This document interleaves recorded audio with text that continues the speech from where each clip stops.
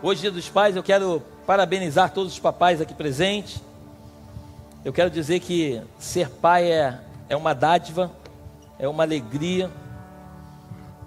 Quero convidar você a abrir a sua Bíblia no livro de Lucas, capítulo 15. Deus colocou no meu coração que nada melhor no Dia dos Pais do que falar de paternidade, amém? Eu acho que não tem tema melhor para se falar nessa manhã, amém? Eu dei uma mensagem para eu dei um texto, um título para essa mensagem. Diz assim: o pai dá, repete comigo, o pai dá destino. Pai não é aquele que cria, pai é aquele que dá destino. Os nossos filhos, da Bíblia chega ao ponto de dizer que são como flechas na aljava. A gente pega aqui atrás, coloca no arco e envia os nossos filhos. Então a forma como eu envio a flecha é a forma como a flecha vai chegar. Se eu puxo pouco o arco, a flecha cai perto. Se eu puxo com força, se eu trago bem aqui, mais longe ele vai. E a forma como eu miro vai determinar o alvo que ele vai alcançar. Você está comigo aqui? Então eu quero, em nome de Jesus, nessa manhã, transmitir ao teu coração aquilo que o Senhor falou ao meu. Lucas capítulo 15, eu quero colocar do versículo 28 até o 32. É um texto muito conhecido sobre o filho pródigo, mas eu quero ler essa parte aqui. Diz assim: o filho mais velho se indignou e não queria entrar. Saindo, porém, o pai, preste atenção, saindo, porém, o pai procurava convencê-lo a entrar. Mas ele respondeu ao seu pai: faz tantos anos que sirvo o Senhor e nunca transgredi um mandamento seu, mas o Senhor nunca me deu um cabrito sequer para fazer uma festa com os meus amigos. Mas quando veio esse seu filho, ele não diz meu irmão, ele diz esse seu filho, que sumiu com os bens do Senhor, gastando tudo com prostitutas, o Senhor mandou matar o bezerro gordo para ele. Então o pai respondeu: meu filho, você está sempre comigo, tudo que eu tenho é 32 para fechar. Mas era preciso festejar e alegrar-se, porque esse seu irmão estava morto e estava perdido e foi. Feche seus olhos, por favor, e coloque a mão sobre o seu coração. Pai, graças te damos por esse dia. Eu peço a ti, Espírito Santo, que traga à minha memória tudo aquilo que tu tens falado ao meu coração. Não deixa de modo nenhum que eu fale aquilo que eu penso, mas aquilo que o teu Espírito me irá induzir a fazer. Eu te peço em nome de Jesus que as palavras que saltem desse altar venham trazer vida e vida em abundância ao coração de cada um dos meus irmãos e irmãs nesta manhã. Que haja uma transformação genuína e que possamos entender o verdadeiro sentido da palavra paternidade. Ajuda-nos nesta manhã, é o que eu te peço em nome de Jesus. Amém e amém. Dê o melhor aplauso que você pode dar ao Senhor.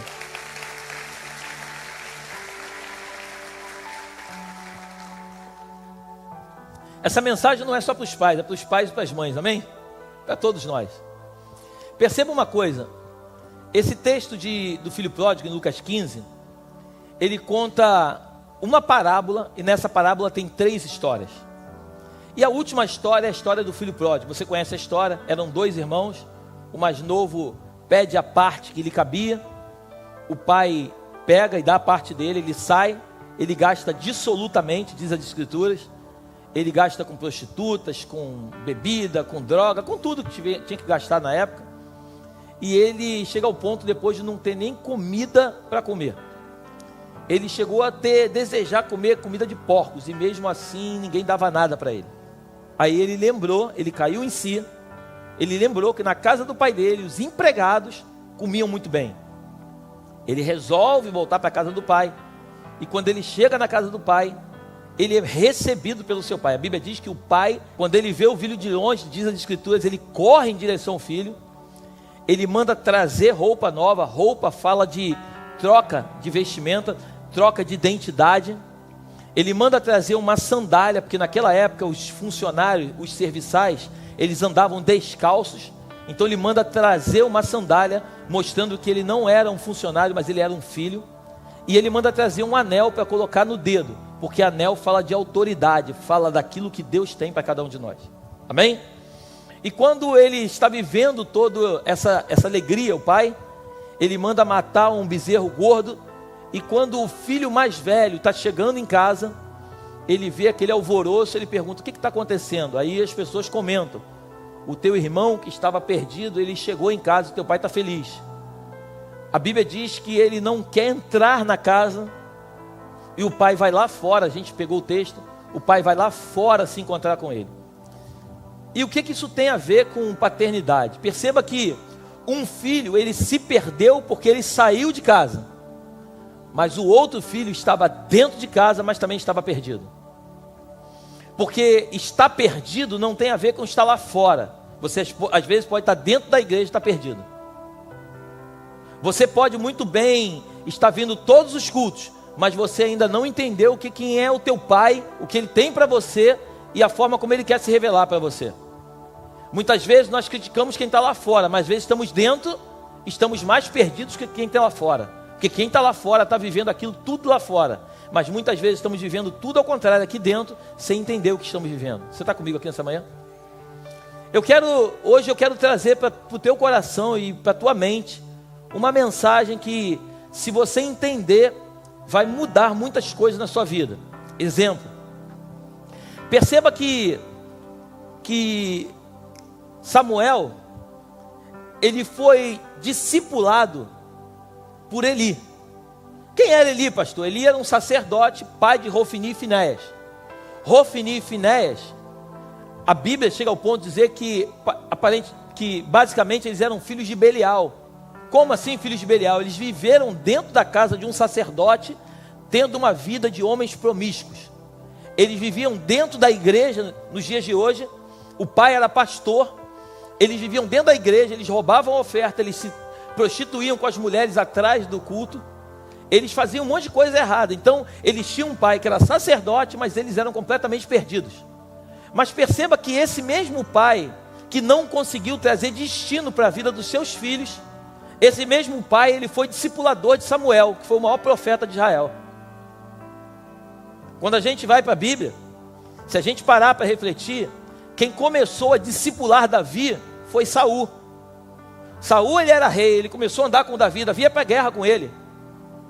Mas perceba que Saul, ele não cumpriu o papel que ele tinha que cumprir, mas ele conseguiu, através de algumas atitudes, implantar no coração de Davi o recado que Deus tinha para a vida de Davi.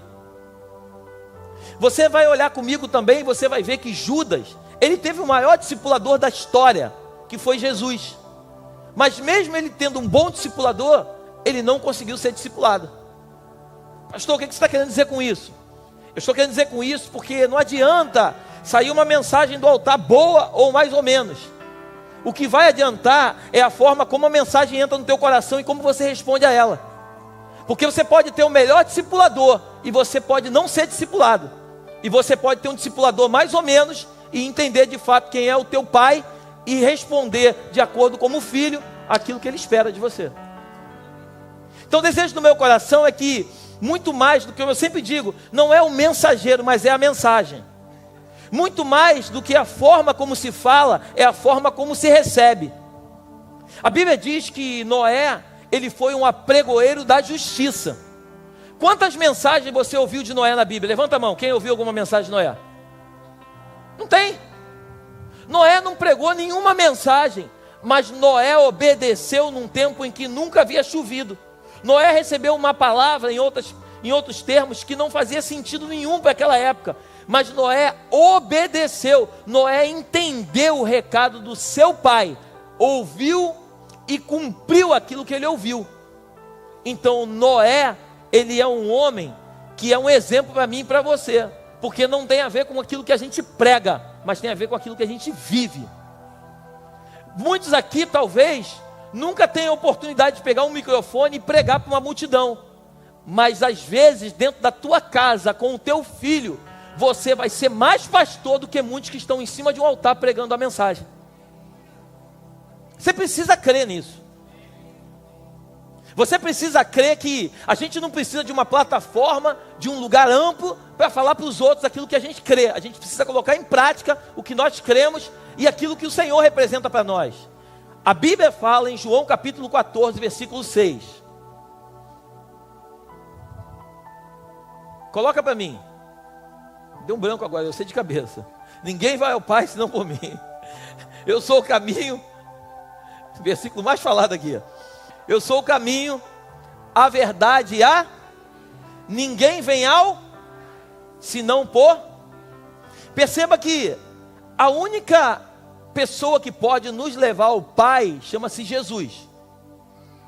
Todas as pessoas podem nos levar a um Deus com letra minúscula, mas a única pessoa que nos leva a um Pai é Jesus. Deus, por isso que a Bíblia diz que Ele é o Abba. O que é o Abba? É o paizinho. No versículo, coloca lá Lucas capítulo 15, versículo 26. Chamou um dos empregados e perguntou o que era aquilo. Ele informou: o seu irmão voltou por tê-lo recuperado com saúde. O seu pai mandou matar o bezerro gordo. O filho mais velho se indignou e não queria entrar.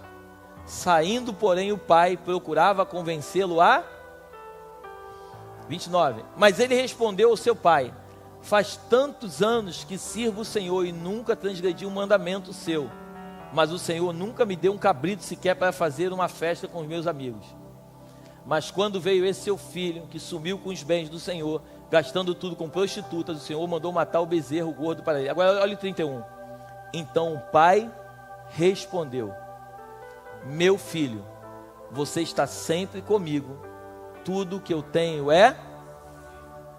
Do grego, essa palavra, meu filho, significa meu menino. Quando o pai diz meu filho, do grego, isso significa meu menino, um jeito carinhoso. O pai, em outras palavras, está dizendo assim: ô meu menino, você não sabe o que você está falando. Tudo que eu construí não foi para mim, foi para vocês. Você está preocupado com uma recompensa, quando na verdade eu sou a tua própria recompensa. Você está preocupado com um cabrito, mas quando na verdade eu tenho tudo isso para te oferecer. Muitas vezes a gente vem para a igreja, ou às vezes até nem vem para a igreja, mas a gente pede a Deus alguma coisa, e quando Deus não nos dá aquilo que a gente pede, a gente acha que Ele não está conosco, quando na verdade Ele sempre esteve. Nós é que muitas vezes não estamos com Ele. Deus, o amor de Deus por mim e por você não se resume àquilo que Ele nos dá, mas se resume àquilo que Ele representa para nós. A forma como eu enxergo Deus é a forma como Deus se manifesta para mim. Se eu vejo Deus somente como um Deus que me dá as coisas, desculpa a expressão que eu vou usar, Ele se torna um Papai Noel na sua vida. Mas se você olha para Deus, independente daquilo que Ele pode te oferecer, mas aquilo que Ele é... Eu cheguei agora ainda há pouco de carro e a Miriam, que é da mídia, me pediu para gravar um vídeo falando sobre o que de principal o meu pai deixou para mim. Meu pai. E eu falei para ela assim: o principal que o meu pai deixou para mim foram valores que estão dentro de mim e que isso ninguém rouba. Podem levar meu tênis, minha calça, minha camisa, pode levar tudo, mas nunca vão roubar os valores que o meu pai implantou dentro do meu coração. O pai é aquele que dá destino, o pai é aquele que ensina o filho no caminho em que se deve andar, para que quando o filho estiver velho, não venha se desviar dele. Os dois filhos moravam dentro de um mesmo ambiente, mas perceba que um foi perdido lá fora e o outro foi perdido dentro de casa. Os dois estavam perdidos. E quando a gente lê esse texto com calma, entenda bem, eu não estou fazendo crítica ao pai, mas quando você vê um filho se perdendo do lado de fora e vê um filho se perdendo do lado de dentro, algum problema tem na família. Porque num ambiente onde duas pessoas com comportamentos completamente diferentes, ambos estão perdidos dentro da mesma casa, alguma coisa está acontecendo disfuncional nessa família. Muitas vezes queremos colocar a culpa dos nossos filhos de acordo com as amizades que eles vivem, de acordo com os ambientes que eles acabam frequentando. Mas deixa eu te dizer uma coisa: toda e qualquer responsabilidade na vida dos teus filhos, pai, é diretamente sua. Se o teu filho é um homem de sucesso, você é responsável por isso. Se o teu filho é um homem de fracasso, desculpa ser franco, mas você é responsável por isso. Porque pai não é aquele que dá presente, pai é aquele que dá presença. Pai não é aquele que passa a mão na cabeça, pai é aquele que muitas vezes tem que repreender. Por isso que a Bíblia diz que Deus repreende e exorta somente aqueles a quem Ele ama. O mesmo Deus que está disposto a entregar a sua vida por mim e por você, é o mesmo Deus que muitas vezes vem como fogo consumidor para tirar toda a impureza da tua e da minha vida. E eu pergunto para você, Deus não nos ama? Pelo contrário, Ele nos ama tanto que Ele quer nos trazer para o plumo. Ele quer nos corrigir para nos dar o destino que Ele tem para nós. Por isso a Bíblia diz que nem olhos viram, nem ouvidos ouviram, nem jamais penetrou no coração do homem aquilo que Deus tem preparado. O que Deus tem para mim e tem para você, muitas vezes nós não entendemos. E como entenderemos, pastor? Somente de uma forma, meditando nas Escrituras. Lendo as Escrituras, porque as Escrituras vão dizer diretamente aquilo que o nosso Pai deixou para mim e para você. Muitas vezes nós ficamos preocupados com as coisas dessa terra, quando na verdade Deus nos deixou a salvação, ela é de graça. A salvação não tem a ver com o teu esforço e com o meu. A Bíblia diz que pela graça sois salvos mediante a fé. Isso não vem de vós, é um dom de Deus. Efésios 2:8. Então Deus nos deu a salvação. Ele nos salvou do mundo tenebroso. Só que mesmo tendo a salvação, muitas vezes nós ficamos como o filho mais velho, reclamando porque não temos um cabrito.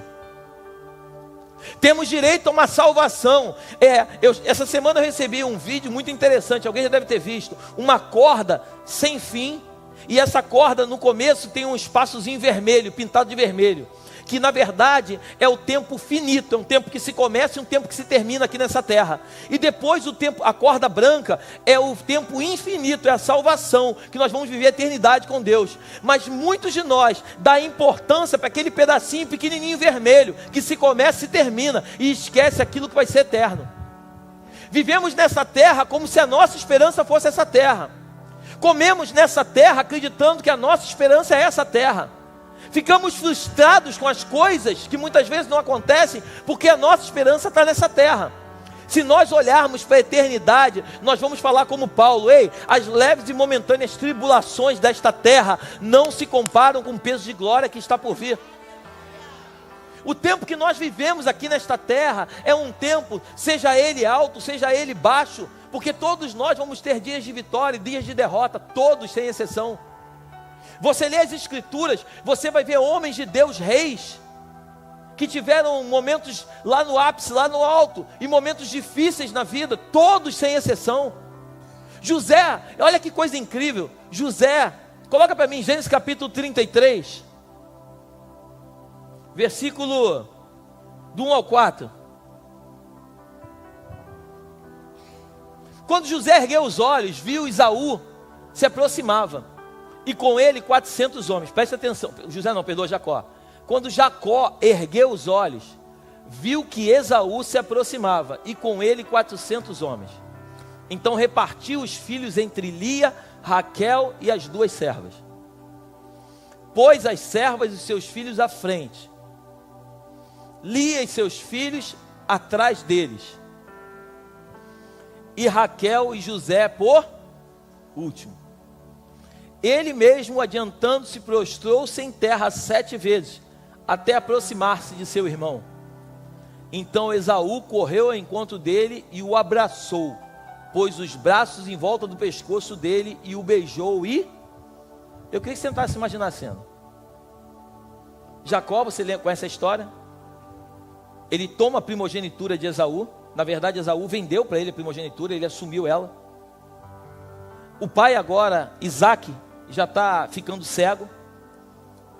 A mãe Rebeca manda Jacó colocar pelo de animal, colar nele, porque Esaú era peludo e Jacó era liso.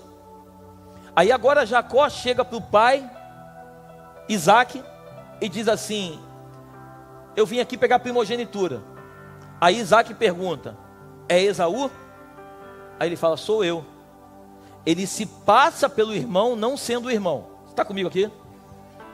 O pai pega, bota a mão sobre a cabeça dele, porque naquela época um pai transferia a sua autoridade o seu dom, a sua, está me fugindo a palavra, a sua unção, obrigado Belém, sobre a vida do filho, ele transfere para a vida de Jacó. Esaú está lá no campo caçando. Quando Esaú vem com a caça para fazer uma comida para Isaac, para ser abençoado, Isaac diz: ué, se tu chegou agora, então teu irmão se passou por você. Esaú fica possesso, diz a Bíblia, e ele a partir de agora ele quer matar Jacó. Jacó, orientado pela sua mãe, ele sai de casa e ele vai morar na casa do tio. Amém? Ele vai morar na casa do tio, na casa do primo Labão. E quando ele chega na casa do primo, ele trabalha lá, você conhece a história, ele trabalha lá muitos anos em troca de Raquel. Amém? Ele trabalha 7 anos para se casar com Raquel. Aí agora ele, quando vai se casar com Raquel, ele vai se casar com Lia. Pai inverte. Aí ele trabalha mais 7 anos por causa de Raquel. Só que agora ele tem Raquel, ele tem Lia e ele tem 2 servas, Zilpa e Bila. Ele tem 2 servas. Então, em outras palavras, Jacó, ele tem 4 esposas. Isso não pode hoje, tá? Amém? Ele tinha 4 esposas. Aí agora, ele, passado um tempo, a Bíblia diz que ele vai se encontrar com Esaú. Eles já não se viam já há muitos anos. Muitos anos já haviam se passado. Aproximadamente uns 20 anos. Aí quando eles vão se encontrar agora, o que Jacó faz? Ele faz o seguinte, ele pega primeiro as servas, Zilpa e Bila, e ele coloca na frente, com os filhos que ele gerou delas, ele coloca atrás, ele coloca Lia e os filhos que ele gerou nela, e ele coloca por último, Raquel e José. Por que Raquel e José por último? Porque Raquel era o amor da vida dele, e José era o filho que ele mais amava. Você está comigo aqui? Agora olha que coisa incrível, volta lá no versículo 3. Ele mesmo, adiantando-se, prostrou-se em terra 7 vezes até aproximar-se de seus filhos. Em outras palavras, ele faz uma fileira, as servas, Lia e Raquel. E agora ele passa à frente de todo mundo, porque um pai que dá destino é assim que ele faz, ele traz a responsabilidade para ele. E ele se prostra 7 vezes com o rosto em terra, achando que Esaú com 400 homens iria o matar. Em outras palavras, ele pede perdão para o irmão o perdoa, eles se abraçam e choram juntos. Passado algum tempo, presta atenção nisso, passado algum tempo, José, que era o filho queridinho, ele agora é vendido pelos irmãos, ele vai morar no Egito. Está comigo aqui? Ele vai morar no Egito. Quando ele chega no Egito, você conhece toda a história, eu quero adiantar um pouco. Os irmãos vão comprar comida no Egito, José arma aquilo tudo, manda buscar Benjamim vem. Aí agora quando chegam os irmãos todos, José agora se apresenta para os irmãos e fala assim: ei, eu sou José, aqueles que vocês venderam. Eu pergunto para você, os irmãos fizeram com José uma covardia. Por que José não retribuiu a covardia que os irmãos fizeram? Porque José aprendeu com seu pai que muitas vezes nós precisamos pedir perdão e perdoar pessoas de situações que foram diferentes daquilo que nós esperávamos. Em outras palavras, José estava colocando em prática aquilo que ele viu seu pai fazer com seu tio Esaú. O exemplo que você, pai, deixa na vida dos teus filhos vai diretamente afetar a forma como eles vão reagir às adversidades que eles vão enfrentar. A maneira como você faz, a forma quando você está dentro do carro conversando. Ontem foi um dia interessante, porque a minha esposa saiu para pregar numa conferência. Os meus 2 filhos, eles iam para 2 festas, e aí eu fiquei o dia todo com o pequenininho. De manhã eu fui para a escola com ele, que foi a apresentação dos pais. A gente saiu da escola, a gente foi lá no Santa Marta tomar um café, eu e ele. Saímos do Santa Marta, eu fui jogar um futebol com o pessoal aqui da igreja, levei ele comigo. Saímos do futebol, nós fomos almoçar junto, eu e ele. Aí depois de lá, compramos açaí, fomos para casa. Depois chegou em casa, tomou banho, se arrumou, veio para a igreja com o papai. Saiu da igreja, passamos lá no Gurumê para comprar comida e ir para casa. Eu pergunto para você, você de verdade acha que ele está preocupado com os presentes que eu dei para ele, sim ou não? O que vai ficar marcado na vida dele é a forma como o pai dele, diante de tantas coisas para resolver, como larga tudo e dá atenção para ele, mostrando para ele que ele é mais importante que tudo. É isso que você, pai, você, mãe, precisa entender na vida do teu filho. Eu pergunto para você, você acha que eu tinha muita coisa para resolver ontem, sim ou não? Mas muita coisa. Até cliente para atender tinha. Mas os clientes não são mais importantes do que o legado que eu preciso deixar na vida dos meus filhos. Porque de nada adianta eu fazer uma venda e ganhar milhões de reais se eu não conseguir implantar no meu filho uma identidade que Cristo tem para ele. Por isso que muitas vezes você vê, você conhece, eu conheço, homens que ganharam muito dinheiro, mas o muito dinheiro que ganharam estão gastando com clínica, onde seus filhos estão internados por causa das drogas. É duro dizer isso, mas é uma realidade. A gente muitas vezes vê homens que ganharam muito dinheiro, mas infelizmente vê o seu filho andando num outro gênero, numa outra identidade, que nunca foi a identidade que Cristo colocou sobre ele. Por quê? Ah, pastor, mas eu discordo de você. Você pode discordar de mim à vontade, mas a Bíblia nos respalda sobre isso. A Bíblia diz que se eu implanto uma identidade na vida do meu filho, e eu consigo consolidar o meu filho naquela identidade, o meu filho nunca vai se desviar dela. Se eu consigo mostrar para o meu filho que a identidade que Cristo tem para ele, não a que eu tenho, porque a Bíblia diz que eu faço muitos planos, mas os planos reais na vida dos meus filhos não vêm de mim, mas vêm do Senhor. Eu faço muitos planos, mas a resposta exata sempre virá dele. Perceba que José, assim como Davi, eu pergunto para você, você acha de verdade que Golias foi o maior adversário de Davi? Sim ou não? Sim ou não? Claro que não. Golias foi a oportunidade que Davi teve de chegar no lugar onde Deus tinha para ele. Os maiores adversários de Davi foram seus irmãos de dentro da sua casa, que não entendiam aquilo que Deus tinha para ele. Agora olha que coisa incrível, coloca para mim 1 Samuel 16, versículo 18. Acho que é 18. É isso mesmo. 1 Samuel 16, 18 diz assim: um dos moços disse: conheço um filho de Jessé, o belemita, que sabe tocar harpa. Ele é forte e valente, homem de guerra, fala com sensatez e tem boa aparência. Olha quantos atributos tem Davi. E o Senhor Deus está com... Então vamos lá, volta de novo lá, 18. Ele sabe tocar harpa, ele é forte, ele é valente, ele é homem de guerra, ele fala com sensatez, tem boa aparência e Deus é com ele. Os 7 espíritos do Senhor. Davi possuía aquilo que muitos homens não entendiam. Davi, ele tocava a harpa. Agora eu te pergunto, esse é o momento em que Saul está endemoniado e os homens estão querendo levar alguém para tocar a harpa para Saul. Eu pergunto para você, Davi tocava nos barzinhos lá da época, sim ou não? Não. Como é que os caras conheciam Davi? Como é que a fama de Davi chegou até os caras de Saul? Porque Davi não era um tocador de harpa, Davi era um adorador. Davi fazia o céu descer para a terra. Eu fico imaginando Davi pegando a harpa e tocando, o ambiente, buf, e o céu descendo, os caras ficando, o que é isso que está acontecendo? Ninguém sabia quem era Davi, mas Davi não estava preocupado com a fama, Davi estava preocupado em trazer o céu para a terra. Davi adorava a Deus, os caras ficavam impressionados. Aí aparece uma oportunidade. O grande problema na vida de um ser humano é que primeiro ele quer uma oportunidade, Robson, para depois ele mostrar que ele é capaz. Eles querem oportunidade. Eu quero um emprego. O que sabe fazer? Nada, mas eu quero um emprego. Davi não, Davi se preparou antes de ter um emprego. Davi se preparou, tocou a harpa e fez o céu descer. Na hora que precisava de um homem só para tocar a harpa, Davi tinha 7 qualidades. Na verdade era necessária uma, Davi tinha 7.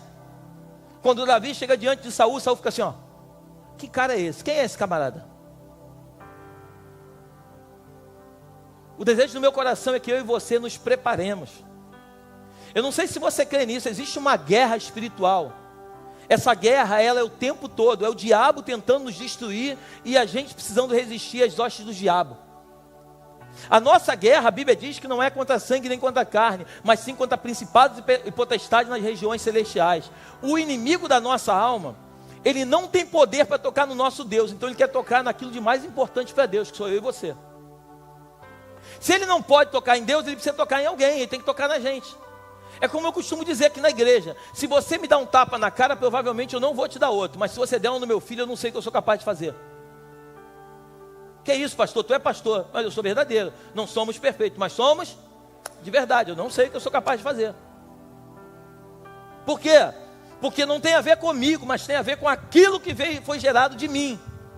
Então quando Deus olha para mim e para você, quando o inimigo tenta tocar em você, entenda que ele está tocando no próprio Deus. E por isso o diabo ele tenta muitas vezes minar a tua mente. A Bíblia diz que das mãos do Senhor ninguém pode nos arrebatar. Então como é que o inimigo tenta tirar a gente do propósito? É lançando dardos inflamados na nossa mente. Por isso que em Efésios capítulo 6, coloca para mim por favor.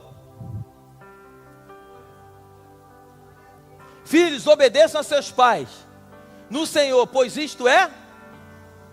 Volta de novo lá. Filhos, obedeçam a seus no Senhor, pois isso é... Honre o seu pai e a sua mãe, que é o primeiro mandamento para que tudo corra bem e tenha uma longa vida sobre a... Deixa aqui, depois a gente continua.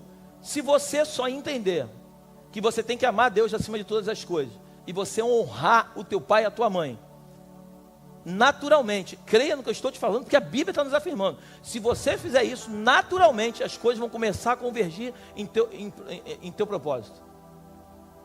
Se você fizer isso, Deus vai mover céu e terra para que tudo dê certo na tua vida. Porque pessoas que não respeitam pai e mãe, provavelmente não serão respeitados pelos seus filhos. Ah, pastor, tu não sabe quem foi meu pai e minha mãe. Eu não preciso saber. Eu só preciso que você entenda as escrituras. Porque o que fizeram com você não tem a ver contigo, tem a ver com eles. E o que eles deram para você, provavelmente deram porque receberam. Só que você é a pessoa que pode quebrar isso e mudar essa história na tua família. A gente vê famílias descompensadas, porque o pai tratou mal o filho trata mal o outro filho, e esse filho trata mal o outro filho, que esse filho trata mal o outro filho. Precisa quebrar, isso é um ciclo do demônio. O ciclo vem para cá, daqui ele vem para cá, daqui ele vem para cá, daqui ele vem para cá. Se alguém não quebra esse ciclo continua se perpetuando para o resto da vida. Alguém tem que se levantar e dizer: ei, na minha família eu não quero mais essa maldição. A partir de hoje, na minha geração eu vou mudar essa história. Eu fui não é o meu caso, graças a Deus. Eu fui maltratado pelo meu pai, mas eu vou amar o meu filho como eu nunca amei ninguém na minha vida.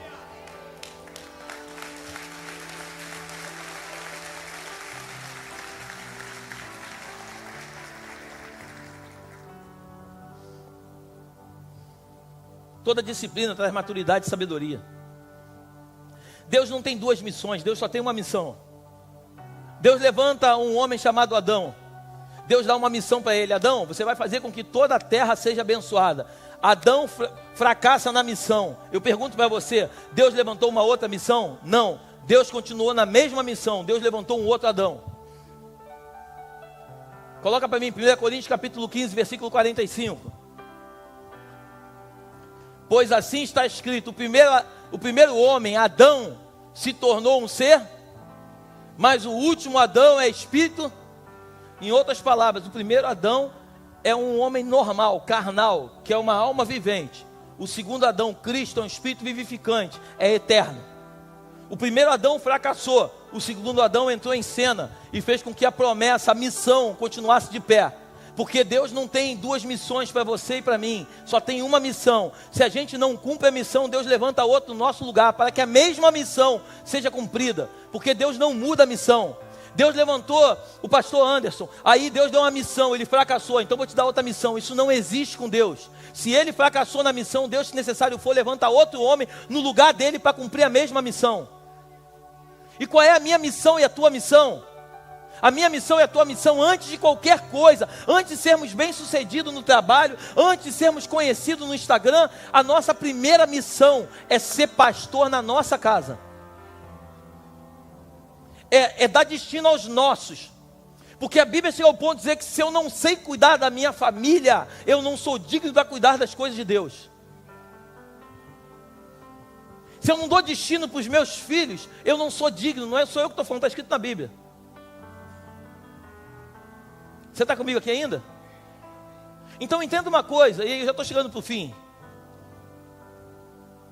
Pai é aquele que dá destino. Pai não é aquele que cria, pai não é aquele que paga a conta.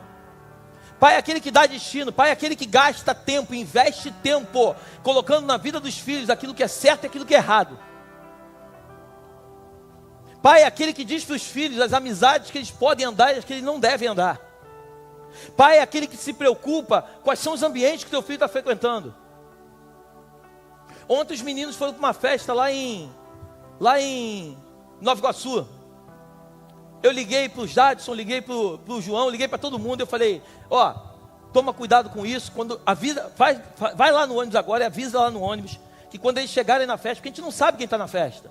Quando eles chegarem na festa, se eles pegarem um copo para beber, eles bebam tudo que está no copo. Se eles pegarem o copo, largar em cima de algum lugar, esquece o copo para lá e pega um outro copo. Nunca mais pega o copo que ele deixou em cima de algum lugar, porque não sabe o que vai ser colocado dentro do copo. Isso chama-se preocupação. Isso chama-se responsabilidade. Aí o João foi lá no ônibus e explicou para todo mundo que todo mundo tinha que pegar o copo e ficar copo na mão. Isso parece loucura, mas isso é uma realidade. A gente está vivendo um mundo mau, um mundo cruel, onde as pessoas colocam boa noite Cinderela, o cara bebe um negocinho lá, fica doidão e daqui a pouco é abusado. O mundo é mau, o mundo jaz ao maligno, está escrito na Bíblia. Aí eu te pergunto, a gente precisa fazer isso? A gente precisa fazer isso. Pastor, mas é necessário? É necessário. Se tiver que falar 1000 vezes, tem que falar 1000 vezes a mesma coisa. Às vezes meu filho pede para ir a alguns ambientes. Aí o Espírito Santo fala comigo, não deixa, eu não deixo, ele fica triste. Prefiro ele chorar hoje do que eu chorar amanhã. É melhor que ele chore hoje do que eu amanhã ficar a noite toda chorando. Você está comigo aqui? Pai é aquele que dá destino, pai é aquele que se preocupa, pai é aquele que tem responsabilidade. Você perceba que, e eu volto aqui e agora eu estou fechando. Perceba que o pai, ele tinha dentro da mesma casa 2 tipos de filho. Um que se perdeu fora e um que se perdeu dentro. Mas para que os 2 se perdessem, o pai também estava perdido. Porque pai que se achou, ele não deixa seus filhos se perder. Aquele pai, quando o filho pede para sair, e ele dá metade dos bens para o filho gasta tudo. O filho volta, ele está alegre que o filho voltou, mas não adianta o filho ter voltado se a doutrina dentro da casa não tivesse sido transformada. A Bíblia não diz, mas provavelmente, se a mente daquele filho não foi transformada dentro de casa, provavelmente aquele filho pegou depois a outra parte que cabia a ele e gastou de novo. Porque não tem a ver com voltar para casa, mas tem a ver com voltar para dentro de quem da verdade nós somos. Existe uma identidade formada por Deus sobre a nossa vida. Essa identidade, ela precisa estar muito forte dentro de nós. Pega isso no teu espírito. Muitas vezes Deus vai permitir que anjos te visitem como se fossem seres humanos, para ver a forma como você reage. Teve uma vez que entrou um irmão aqui, ó, todo fedendo na igreja. Já contei isso aqui uma vez. Chegou um irmão, ninguém conseguia chegar perto de tanto cheiro tão forte. Os irmãos pegaram ele, a gente sempre tem roupa aqui, os irmãos pegaram ele, levaram lá embaixo, deram um banho nele, cuidaram dele, deram roupa para ele estava cheirosinho. Aí botaram ele para sentar lá atrás para escutar o culto. Ele ficou lá atrás, ofereceram comida para ele falou que não queria. Aí no meio do culto ele falou assim, eu vou embora. Aí o pessoal perguntou, mas vai embora agora? Ele falou assim, o que eu tinha que ver aqui eu já vi. Eu não sei quem ele é, ele nunca mais apareceu. Eu não sei quem ele é. Você consegue entender? Por isso nós temos que fazer o bem a todas as pessoas. A gente não sabe o que está acontecendo diante de nós. A gente não sabe. Ontem eu fui, como eu falei, eu fui almoçar com meu filho. Quando eu fui almoçar com meu filho, aí de repente eu encontrei a filha do meu antigo caseiro que faleceu, que trabalhou com a gente muitos anos. E ele nos amava. A mim então, ele era apaixonado por mim. Por que ele era apaixonado? Porque eu sou bonito? Não. Porque eu tratava ele de uma forma que ele nunca foi tratado por nenhum patrão. Eu dava para ele, além de salário, eu dava amor, eu dava carinho, eu dava respeito. Só isso. Eu não fazia nada demais, eu não era bonzinho. Eu só dava para ele que ele nunca tinha recebido. A filha dele me encontrou, seu Léo, como meu pai te amava. Eu falei, também amava muito ele. Aí depois, estou lá, vem o filho dele vendendo trufa. Eu falei, ô Romário, tudo bem? Como é que você está? Tem ido para a igreja? Ele, pô, seu Léo, estou afastado. Eu falei, tem que voltar, Romário. A alegria do teu pai era ver você na igreja. Aí ele disse, seu Léo, posso te dar mais um abraço? Esse agora é pelo meu pai? Eu falei, claro que pode. Aí estava vendendo trufa, tá Brunão aqui que não me deixa mentir. Meti a mão no bolso, peguei todo o dinheiro que eu tinha, R$100 e poucos. Falei, Romário, toma aqui para você. Não, seu Léo, mas é muito dinheiro, a trufa é menos. Mas Romário, eu quero te dar. Por quê? Porque você é bonzinho? Não, porque Deus me ensinou que quando eu semeio na vida de alguém, o próprio Deus semeia na minha vida. Você está comigo aqui ou não? A gente precisa entender, Deus nos dá a oportunidade de fazer coisas na vida. Para não dizer que eu dei o dinheiro todo, separei R$30 no bolso, porque meu filho queria comer açaí. Aí eu tirei os 30 do açaí, separei tudo que eu tinha no bolso e dei para ele. E não te faltou? Não, não faltou. E nem vai faltar nunca. E o dia que faltar, Deus vai levantar de algum lugar onde eu menos espero para poder suprir a minha necessidade. Porque Deus nunca vai deixar os seus filhos passar necessidade. Fica de pé, por favor. Eu falei com você sobre Eli, seu discipulador de Samuel. Eu te falei sobre Saul, seu discipulador de Davi. Eu te falei sobre Jesus, seu discipulador de Judas. Porque não tem a ver com a forma como te ensinam. Pega isso no teu espírito, mas tem a ver com a forma como se aprende. Muitas vezes vão te ensinar de uma forma, mas se você aprender da forma certa, tua vida é transformada. O que essa sociedade precisa, igreja? O que a sociedade precisa é de homens e mulheres com caráter. Eu fui homenageado sexta-feira. Me convidaram, eu não sou advogado, me convidaram para fazer parte de um conselho da OAB de advogados cristãos do Brasil, para as causas do Brasil. Eu fui convidado para estar lá. Eu até falei, cara, tem certeza que sou eu? Eu não sou advogado. Ele falou, não, é o senhor mesmo, pastor. Eu fui lá. E quando chegou lá, eu fiquei calado, todo mundo falando, e no final o Espírito Santo falou para mim assim, eles vão te chamar para orar.